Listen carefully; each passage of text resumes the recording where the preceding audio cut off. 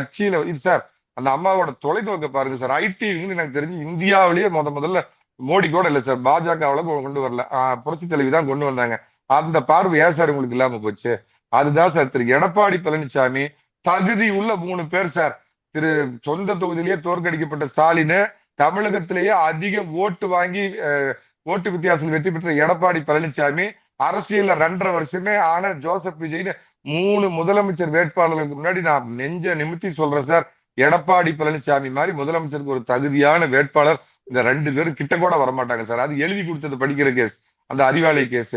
இவருக்கு அரசியல் என்ன தெரியாது, கீழ்மட்ட கிளை செயல இருந்து வந்தவர். ஆனா இவரை ஏன் சார் தோக்கடிச்சது? உண்மையாலுமே தமிழர்களை பார்த்து நான் பாவப்படுறேன் சார். எடப்பாடி பழனிசாமி எனக்கு படி அளக்குல 10 நிமிஷம் நான் காசு வாங்கிட்டீங்களே, ஒரு தகுதி அடிப்பில் ரேஷன் கிடைக்காதாலும் 100 தடவை போயிருப்பாரு சார். சேலத்தில் நெடுஞ்சாலை துறையில ரோடு எப்படி இருக்குன்னு தெரியும் சார், காய்கறி மார்க்கெட் எப்படி இருக்குன்னு சரி சார்.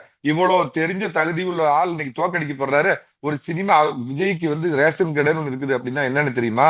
அந்த ரேஷன் கடையில் என்ன போடுவாங்கன்னு தெரியுமா? மக்களுடைய கஷ்டம் தெரியுமா sir? Porn with diamond spoon sir அவரு. சினிமா கவர்ச்சியில